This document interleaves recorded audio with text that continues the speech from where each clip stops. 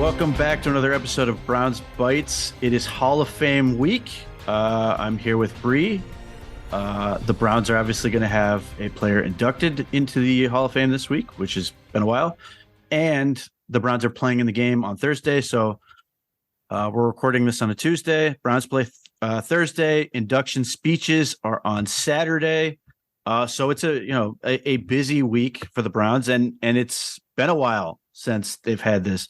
Bree was inducted into her high school Hall of Fame more recently than a Browns player has been inducted since Ozzie Newsome in 1999. So, it's a big deal, and I don't, I think people have sort of understood that. I think part of it is because Joe Thomas was so easy. It wasn't like, I think it'd be maybe a little bit different if like Clay Matthews got in, because people have been grinding at this thing for years and years and years trying to get him in. But Joe Thomas was so easy that it was such an expectation that, like, I don't know if it's, maybe I'm misreading it, but feels like there's not as much excitement maybe. And it's just sort of like, ho hum, yeah, Joe Thomas is going in, which is awesome. It's great. But I don't know. It feels like we're missing a little bit of energy. And maybe that will change when he's up there giving a speech and everything and all that. Yeah, I would say it almost feels like Joe Thomas should have been in the Hall of Fame earlier than this. Obviously, he wasn't eligible, but it was almost just such a, oh yeah, of course he's going to be inducted into the Hall of Fame. Like that. That's just like how easy of a decision it was. But I'm with you. It feels like there should be more excitement leading up to this. And honestly, this is a really exciting week to be a Browns fan because of that, along with the Hall of Fame game on Thursday and the unofficial kicking off of the NFL season. And there will be all eyes on the game on Thursday because there's nothing else going on outside of some baseball. But, I feel like people will be tuning into that. And Joe Thomas is just, I know we're going to get into it, but he is just such a like stand-up guy and a player and human that you would want to rep your team. I mean, he is a really, really good human. He was a great player. He still is very prominent as a Cleveland Brown, even though he doesn't live in the area full time. I mean, he has just really been a highlight of the Cleveland Browns forever. I mean, obviously not forever, but he was the one bright spot that we had as a fan. And that's pretty notable because he stuck with the Browns. He stuck through the losing seasons. He played his heart out. He was the best player at that position. He's getting rewarded for it. I mean, I don't know, Pete, like if he is not the epitome of what a Clevelander is, I don't know what is. Yeah. And I think people forget, he had an opportunity to be traded to play for the Denver Broncos. Yep. To protect Peyton Manning. They won the Super Bowl that year, I believe, and they had a trade worked out. And the Browns, you can look back and go, well, they should have traded him. I appreciate that the Browns said to him, do you want to do this? And he said, no, I'm going to play out my career with the Browns from when he was drafted. The fishing trip.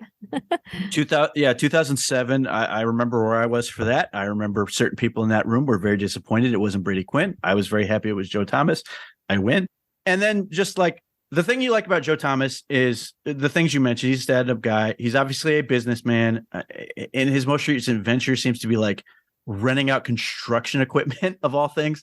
But he's got he's obviously got Mission Barbecue. He's got a bunch of these ventures. He's got a media career. He's working for NFL Network. He's still involved with the Browns. Like he's doing all these things. And like Joe Thomas is great because he's very intelligent. He's very engaged in all this, but he's also like a big kid in a lot of ways. Like he's very easy to sort of like, he's great with kids. He's great with whoever is around him. He's very, endearing in that way. He's very charismatic in that way. And he's got a very welcoming energy for a guy who played left tackle and all these, these grueling things. And like, I have a Joe Thomas story, Pete. Oh yeah, go ahead.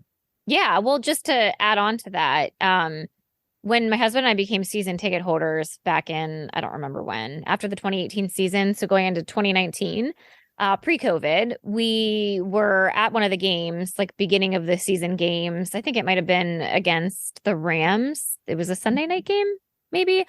I had taken the day off on Monday, and my ticket rep at the time had reached out asking if we wanted to tour the facilities in Berea. And so we were like, yeah, sure. Like that would be great. Like really fun, really cool. So we went in and she was taking us on the tour and we were in the room that they do the press conferences at. And it so happened that Joe Thomas was walking in and he was talking to, I think, one of the producers of the radio station. I think he must have been going on to do a segment or something. And she introduced us. He introduced himself, like shook our hands, like one of the nicest interactions, like just a super kind, humble, huge individual, like very fit and in shape. This was obviously when he was like really slim. Like my husband was like, holy crap, I cannot believe like that's Joe Thomas. But yeah, it was just an amazing like interaction, conversation. He was just super humble and like thanking us for being like fans of the organization and season ticket members, as if he is like an owner in the building. There may come a point. There may come a point, and I would not be mad about that. But yeah, just I mean, he's a dad too, and I feel like that is probably one of his most important roles since being in the NFL. Yeah, so you sent me an article and I read through it. It mentions his children's names. He's got three girls and one boy. How do you feel about Logan as a girl's name? I like it. I'm okay with that. Yeah. I was trying to like reading through is like, did I miss one? Is like, no. Just an interesting. So yeah, I mean, like, and I think part of what hurts him isn't just that, like, I don't want to dwell on he didn't win a playoff game or all that. It's partly the position he plays. Yeah, he's an offensive lineman. It's not exciting. Yeah, he doesn't get the ball. Like, it's a little different when, like Ozzie Newsome, you have vivid memories of him catching passes and doing something. You don't draft him in fantasy football. Like, it's not he's not notably a name. It's not just, he didn't give up any sacks and was great, but like, I think that plays a role in it. But yeah, like, involved in the community. It wouldn't surprise me if eventually he becomes sort of a minority owner in some point, just because he keeps doing that and he continues to be part of it and everything else. And he's continuously available in terms of media and, trying to get around as much as he can. Like he's done podcast. Like I know he's been Lockdown Browns a couple times, which is awesome. So, I mean, and he like, not everybody loves football that plays football. Some guys, it's a job, and like I don't begrudge them for it. In the same way that like you listening to this work a job, and you may not love it, but like you do what you do, and you got this is your potentially your best opportunity, and maybe you're doing something where you like make a good living, but maybe there's something else you'd rather do, and you just sort of do this thing. I certainly enjoy the fact that Joe Thomas is passionate about this game. He's a great ambassador of it. He's also a giant track nerd. Yes. Loves track, loves the science of track, loves the science of throwing. He was a big high school and collegiate thrower. So he's all into that stuff. Like, yeah, multifaceted athlete. You get into this when we talk about the draft, and Myles Garrett always comes up. Like, people get knocked for having lots of interest. Joe Thomas is the ultimate lots of interests, but really passionate about what he does, and was obviously excelled at the highest level of football. His number 73. He picked a tough crowd to get into, but like, you've got an argument for him to potentially be the greatest 73 of all time. It's him. It's John Hannah, who's arguably the greatest guard of all time. It's Larry Allen, who's potentially the greatest guard of all time. Like, he's in a group of dudes that just, these are, if you were to like pick an all-time team, they could all be on you could have basically a line of 73s and you'd be in phenomenal shape. But he's in an argument, and it's interesting because the Browns have a couple of those guys like that. Ozzie Newsome, potentially arguably, I would say easily the best number 82 of all time. Jim Brown, 32, and so on and so forth. Myles Garrett may end up chasing down Richard Dent for that 95. So that's also part of this. It's not that Joe Thomas is just going to get in the Hall of Fame. He is the peak of that position. He owned a generation in the same way that like Anthony Munoz owned the 80s. Joe Thomas owned the time he was at left tackle. He was the best. No one was close. So yeah, it's awesome. And I'm sure most people have seen the video of him getting the knock on the door and having Walter Jones meet him. And I think the best part of that is the fact that his kids answered the door. It's very, I think that's very relatable in that sense. The kids open the door to one of the biggest people you're ever going to run into in Walter Jones, and finding out that news, and like getting back to that article you sent me, and it gets into his wife and everything she's been involved with. I am not surprised that he is having her specifically, but I know it's under the cloak of his family, but it's really her. Mhm. Given Presenting. everything we know about her and just how involved she is, and including the fact that they co-host a Wisconsin athletics podcast together. I think some people would like sit there and go, why didn't he pick a coach? Well, one, which one was he going to pick? Which one, right? Like the 15 he had, or, maybe another lineman or something like that. But I really liked the choice he made here with his wife. Yeah, so the article that Pete is referring to, it was by Nate Ulrich, I believe. Mhm. So I highly recommend reading it because it talks about his wife, Annie. That is her name, right? I just want to Yes. make sure I got that right. Okay. His wife, Annie, and why he chose her to present the award and just the impact that she had throughout his entire career. And they go back to being college sweethearts. So obviously together for a very long time. And she was with him throughout his entire athletic journey, both at the collegiate and then going into the professional level.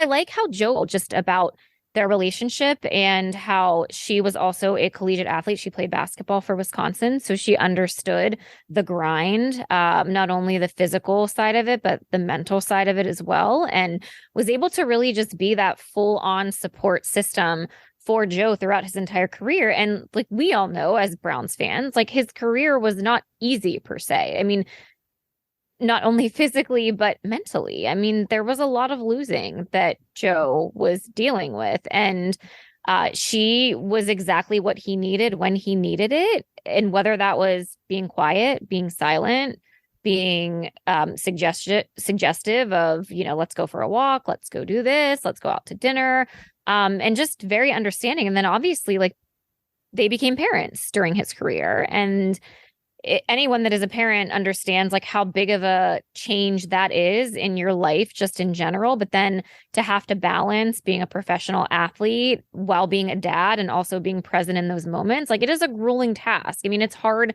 to be a working parent in any industry. And I know like people don't feel bad for athletes because they make a lot of money and they have this and that, but it's not easy. And the story that he recalled was his final year with the Browns, where he was crying after the loss to the Patriots. And Annie said that she was driving him home and Joe was uncontrollably sobbing, crying.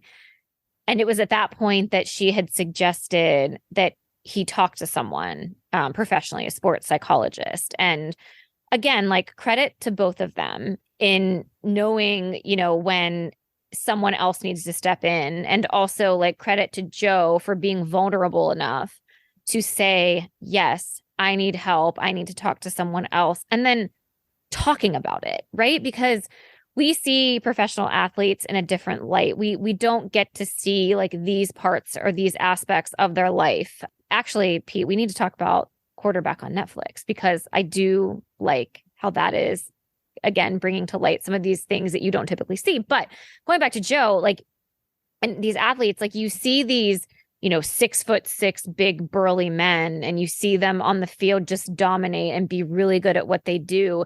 You just automatically assume that they have no problems in the world, that they are completely fine, like win or lose, they'll bounce back because they're just tough as nails. And to have Joe open up about that of, I cried and I didn't know how to deal with the feelings and the thoughts that I was going through, and I needed to seek help to just talk through it. That's pretty impactful. I think that means a lot, especially this day and age when it comes to mental health in general. Yeah, I mean, the Cleveland Browns and Cleveland athletes in general have done a really good job of setting the tone for Promoting that, and yeah. the importance of it, and like not just trying to tough it out, which has been great. Obviously, Kevin Love, a huge part of that. Yep. Even though he talked Giannis Antetokounmpo out of retiring, which could have helped a certain team. Anyway, But Jarvis Landry and Anthony Schwartz and some of these other guys, like it's all important. Annie and we are very familiar with athletes that did not have good support systems. Like you can rattle off guys, whether they played for the Browns, William Green, or just athletes in general, like the older ball kid having to wear those awful shoes, which may have like ruined his career. Like negative. Bernie Kosar is another example. His family is basically taking all of his money. Yeah. So you don't hear enough about like the good support systems and how important that is. And like, that is critical to this whole process, that like being a professional athlete. And I would say this is for not just football, I would say in general, and this would be any athlete. So, if you want to, let's not limit it to men. Let's say it's women who have played golf or tennis or WNBA, whatever, like that element is important to that. And if you have a good support system, it makes a big difference. And this, you're seeing the example, like Joe Thomas is obviously a phenomenal technician. He like has it down to a science. He understood left tackle and offensive line play to an unbelievably high level. Does he have 9 all pros without Annie in his life? I don't know the answer to that, but like, that's the thing.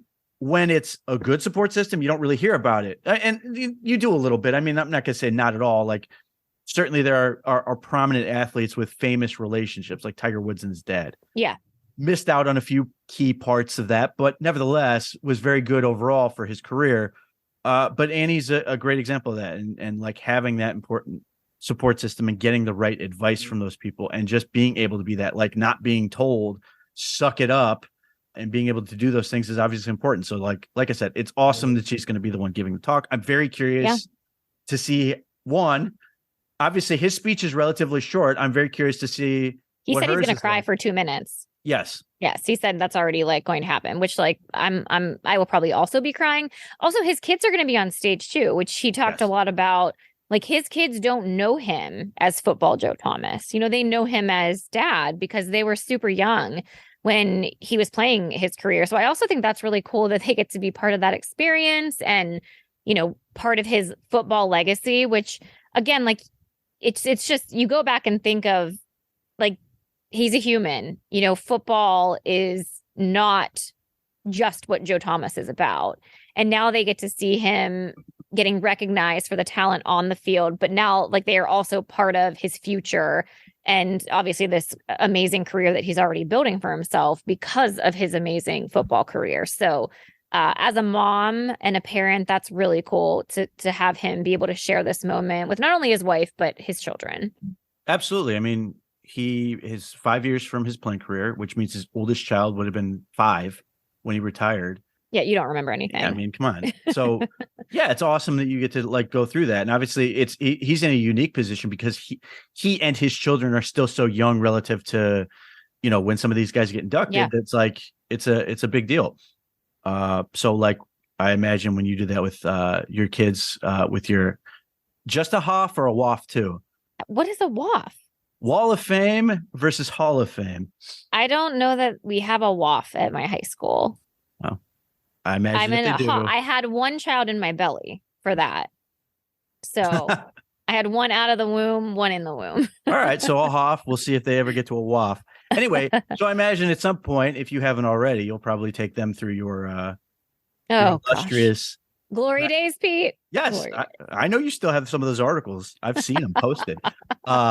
So yeah, I mean, like that's just a cool thing. You get to brag a little bit, and I know you would never, but maybe. Oh no, I definitely point that out. I still have a record for I think steals in a game too. It's still on the billboard somewhere. So well, especially with a certain chesty son who might need to be put in his place at some point, I could see where you'd lay down the law.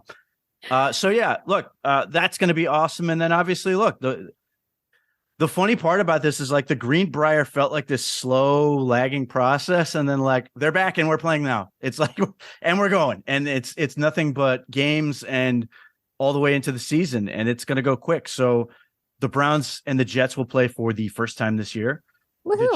The Jets have, they're not going to play their starters really. And the Browns aren't going to play theirs. I mean, Kevin Stefanski has referred to this as preseason game 0. So Kellen Mond is going to start. And I assume this is in no small part to sort of audition him for other teams, but he's going to get the start. And then Dorian Thompson-Robinson is going to play at least most, if not all, the second half, which I'm I'm actually anxious to see that. Yeah, I mean, the Browns are to a point, and we talked about this a little bit. You talked about you sort of forget about David Bell. Like, the Browns have enough guys on their team that you're gonna get to see some guys that maybe you didn't see a whole lot of last year, where you're sitting going, I wonder how Alex Wright is doing this year, and I don't know how much he's going to play, but I assume he'll play a little bit.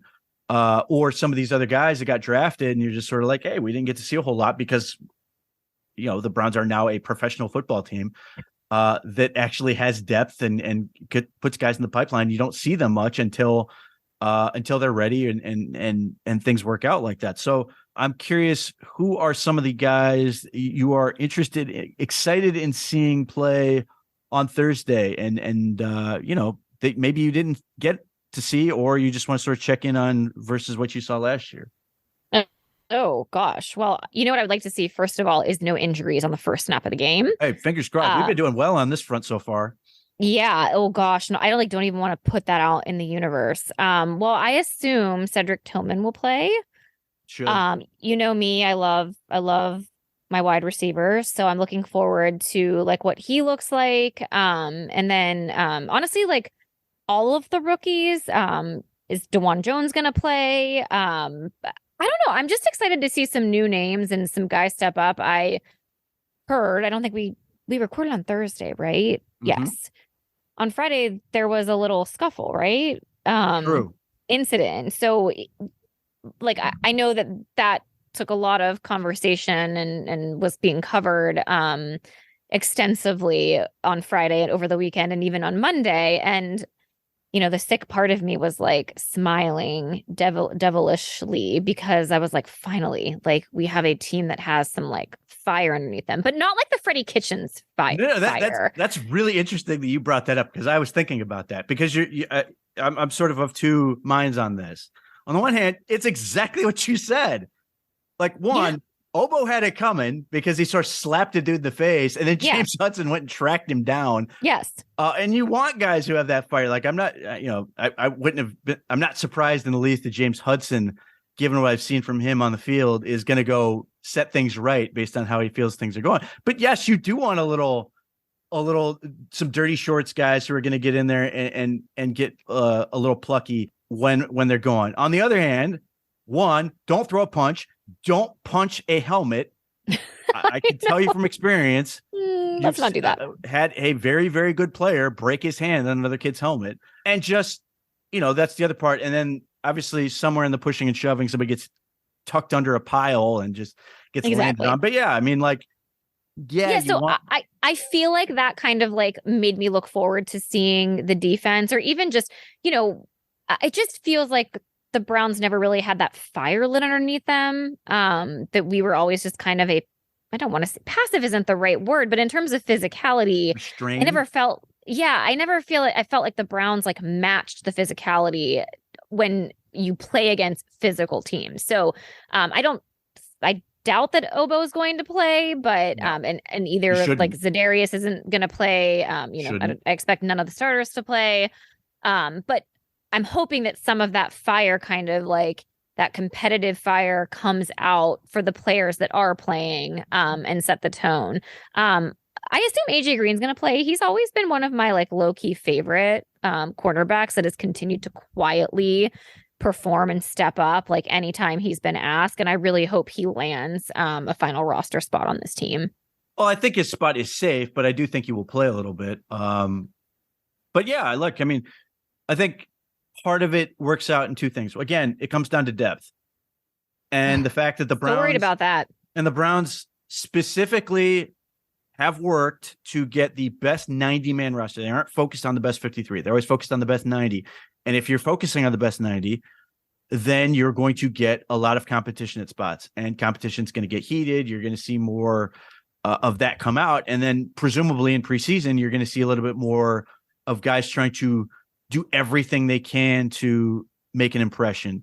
they're going to do everything they can to earn that roster spot or audition for somewhere else. That extra little element of I got to go all the way, as opposed to maybe in years past where like some of the guys on the end of the roster were sort of, yeah, he's not going to make the team. And we kind of already know who's going to make the team. And not only do we know who's going to make the team, we're kind of hoping other teams cut some guys because we need some of those guys too. Yeah, I don't want to do that. That's been our MO.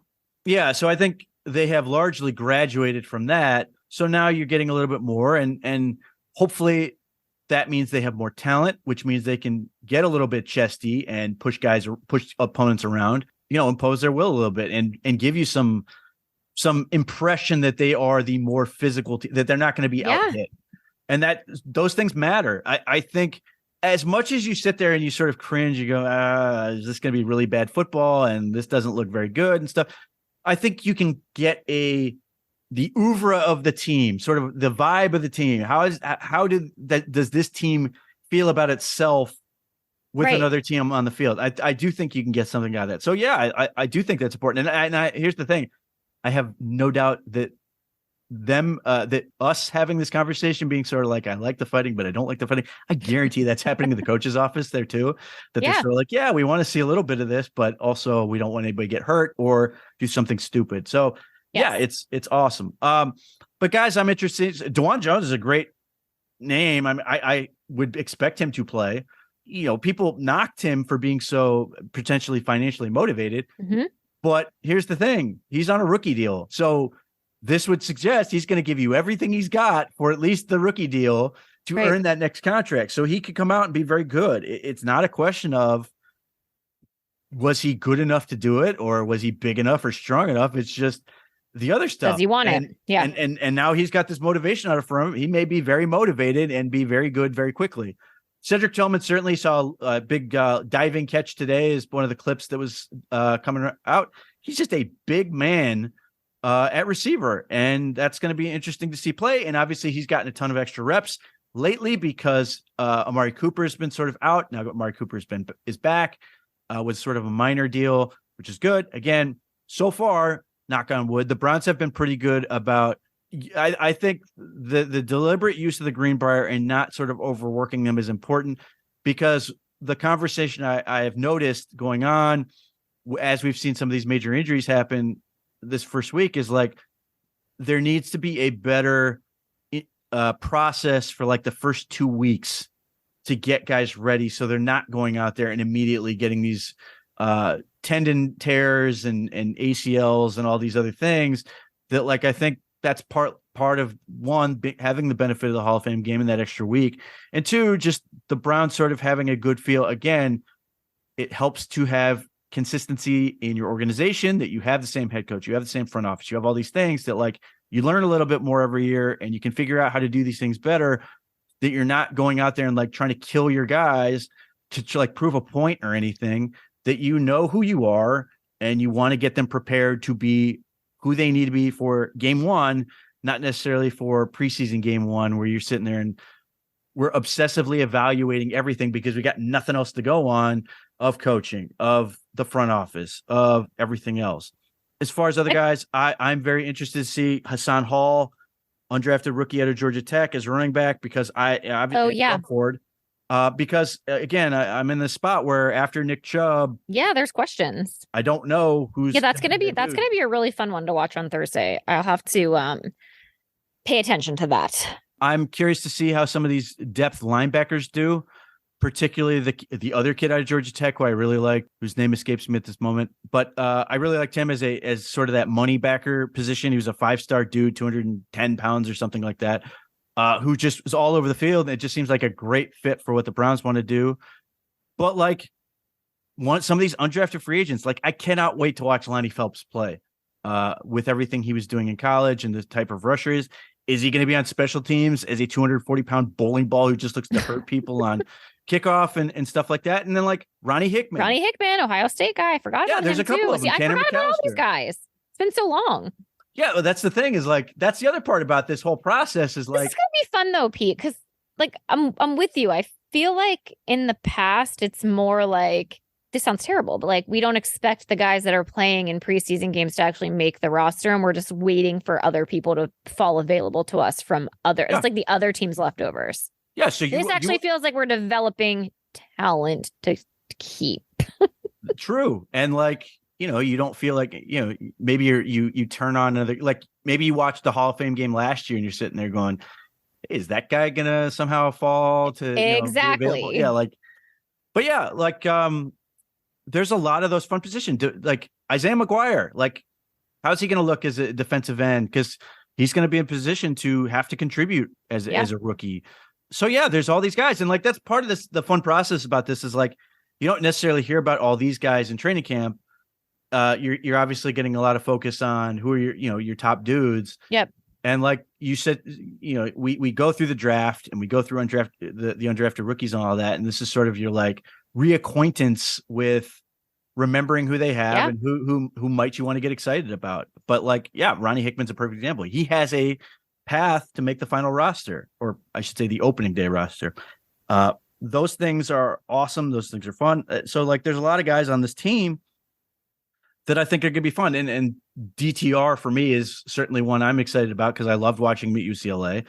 I was still, surprised that when the Browns drafted him, what they do, but at the same time, like he's a perfect fit for what the Browns want to be. He played for Chip Kelly in UCLA, and the Browns hired a guy who coached under Chip Kelly in Bill Musgrave, who's done some of those things at Cal. Just physically, Dorian Thompson-Robinson has sort of that, some similarities to Deshaun Watson. He seems like a guy you could be like, oh, this could be a guy for a while. Maybe he can eventually become a starter somewhere else. His mom is a very enthusiastic Twitter user as well, which is always entertaining. I didn't know that. I'm gonna have to also pay attention to anytime that. Anytime I tweet about him, she's on it. Oh, that's cute. But yeah, he's just a fun quarterback to watch play. Like, he was never super highly touted, but he was always somebody I felt like he's better than people think he is. And I'm curious to see. Obviously, it's first game, and I'm not sitting here. Thankfully, we're not in a situation where like, well, I hope he's ready because he's going to have to start like we did with Deshaun Kaiser.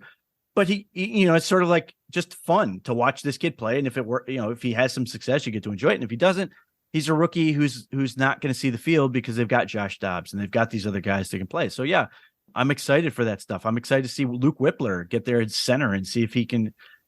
How he looks in some of those things. So yeah, like I can't wait. I know it's funny because the Hall of Fame game, you're sitting there going, we're so far away from real getting ready to play and all these things, but I am excited for that. And I'm kind of curious to see, given everything they just went through at the Greenbrier and all this team building, like I'm curious to see the dudes who aren't playing, how they react to their guys, like when they make plays and stuff. Like that stuff's fun too. Like I want them to be engaged. I don't want them to sort of, I don't want them to sort of bullshitting on the sideline, like waiting for the game to end. I want guys to be rooting for each other and stuff like that. So yeah, a lot of stuff to be excited about this week, the Hall of Fame game and the Hall of Fame weekend and everything else.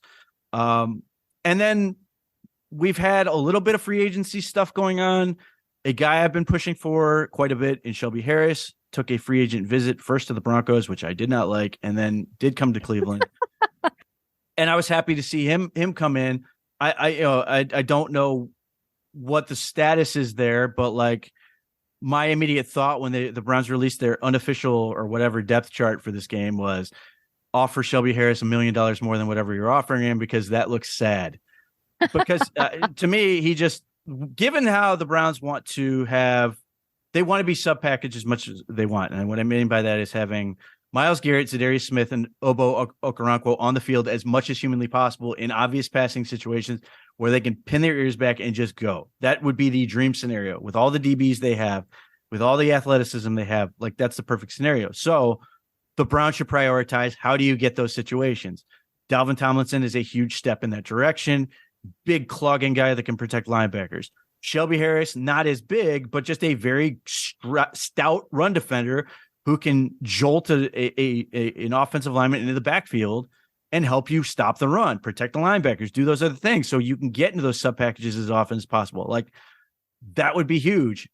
When I see Dalvin Tomlinson and, obviously he's not going to play this week. When I see projected starter Jordan Elliott, I get very nervous because I am interested in Jordan Elliott as a depth player, but I do not want him starting. And then behind that is Mo Hurst, who I'm curious to see if he plays because he's played like a combined 41 snaps the last 2 years and he's an older guy. I don't really see much point in sort of having put out there. You sort of know what he is at this point. And then, but guys like Tristan Hill are going to play. Jordan Elliott may play. And some of those younger guys, Siaki Ika's got to play. And he's another one you have to keep your eye on because like he's somebody who's probably going to have to contribute. Tommy Togiai is probably going to play because he has to prove that he's gotten much better. I look at the situation and I didn't think the Browns would sign anybody while they were at the Greenbrier. I thought that would have looked sort of tacky to be like, hey, we're doing team building at the Greenbrier. And by the way, you're cut. We're bringing in somebody else. So, yeah, that was interesting. Well, they certainly wasted no time, though, upon leaving the Greenbrier to bring in someone. So they clearly had these same takeaways and or concerns leading up to this game. So, yeah, I mean, we cannot afford to go in with question marks again, like at these very critical positions and just think that we can plug anyone in and it be okay. Like if they're really serious about winning, like go do what you need to do. Like go fix it now. Let's not wait until we get into October to really like look at bringing someone else in. I mean, like just do it. Just do it. They have time, but the risk you have is that those guys sign elsewhere. Exactly. Out. Did you happen to watch Anthony Walker's Unleashed thing? No, listen, Pete, you've told me about this Unleashed thing like for 5 months, and I have yet to like watch any of them. Well, it was entertaining for if you got to see Anthony Walker do stuff, and that's fine. But the real takeaway is some of the gaudiest decorations I've ever seen at the Greenbrier. I mean, I've seen photos from the Greenbrier. Like it's very old, loud, green. Yes, very. I don't know like what century like it's decorated in, but I don't know that I like it. It feels like it's like straight out of like a haunted like story. Like the concept of an armoire does not bother me, but the wallpaper I saw was I'll have to look just for that. Like it's like red, white, and blue, and it looks like it's all different all over the place. But it looked like it had like jalapeno peppers or something on it. It was just jalapeno. Wow. Okay, I'll have to all kinds of just weird stuff. And even Anthony Walker commented, he's like, "It's interesting. I don't think I'd decorate my house this way, but just like it's on you. Like you cannot get away." I'd be curious if anybody was like freaked out trying to sleep in that place just by I would 100% be. And then I'd be like, is it actually dirty here? Because you can't tell if anything's dirty because everything's so colorful and vibrant and just over the top. The bowling alley looked nice though. And then I guess they had all kinds of crap, golf course, movie theater, all that'd be really, I mean, that's fun. All those extra amenities. I'm still not over building the Browns going away for this, like these like 8-minute clips of Unleashed. Like Unleashed is not hard to watch. I just like preferred a longer. Well, I think they're going to bring back building the Browns. You think? Yeah, because they usually do it. They usually just take a break and then they'll do some camp episodes. I thought the whole like Unleashed thing was to like replace building the Browns. I don't think so. I think it was just a way to do. I think it was like an interim thing. I mean, building the Browns has won like awards. I think they're going to keep rolling with it. I would hope. I would assume they're just going to do both. But that would be let's put it this way. I'd be very disappointed if it was a replace situation because I think you're going to be disappointed because they talked about how they're no longer building. Well, maybe that's part of the problem. Maintaining the Browns. Something along those lines. So yeah, I mean, yeah, I like that would be a bummer if that was the case.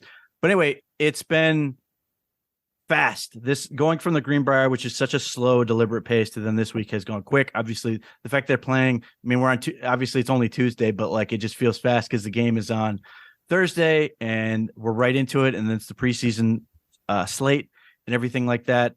So yeah, I mean, we're here. I mean, it not only that, but the Greenbrier, they wore pads once. It was their carry day. We have real football now with defenders getting to wear pads and doing defensive things. So it's real football. That's certainly important in terms of getting a true evaluation. Those things are more helpful. Some guys can look great in shorts and not look so good in pads. I'm not surprised, but I'm just happy to see that Elijah Moore continues to play well.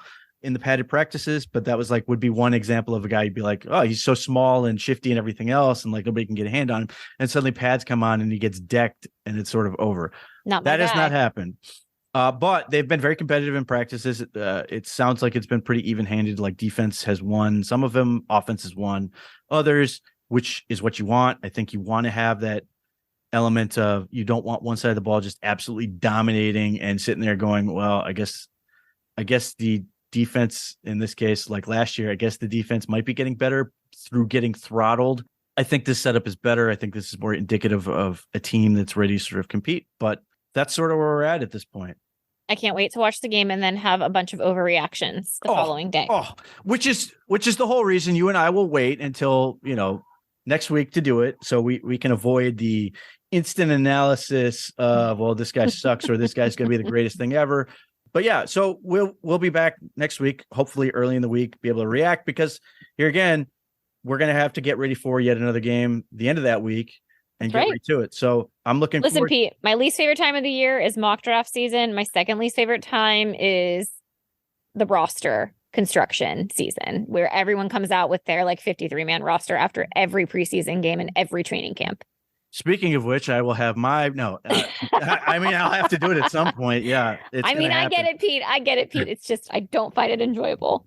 It's one of those things where like you're just guessing, especially with those later roster guys, because it all depends on how the Browns feel about special teams and everything else, which, I imagine Cade York will have at least some kicks, and hopefully he will instill some confidence that the offseason has been a productive one in terms of making kicks, because that's the one thing that I have heard nothing about so far has been Cade York. After last year, it was all that hype and everything, and he was really great in practice, and every day it was how he did and how far he was kicking, and we're not hearing about that, which frankly I'd prefer, not only because I'd rather Cade York just to develop and get better, but also because I don't care that much. I want to score touchdowns, not kick really long field goals. So yeah, next week we'll be back ready to go, talking about actual football, having to get to watch it, which is awesome. It means we're getting closer to the season. A little over a month away. I think 5 weeks from Sunday, we will be up and running for the regular season. So that's awesome. You want to support us? You want to help us out? Like, subscribe, visit the YouTube channel, subscribe there. It doesn't cost you anything. Tell a friend, but it certainly helps us a lot. Certain people have been very concerned about the numbers, and I had to alleviate those concerns with sweet YouTube numbers that came out because people have been excited about some of what we've been doing, which is what we want to do. We want to keep growing this thing and look forward to it. So yeah, keep supporting us as much as you can. Those who have done it, those who are excited about it, we certainly appreciate it. We certainly appreciate hearing from you. So yeah, we will be back next week. Look for us on wherever you listen to the pod.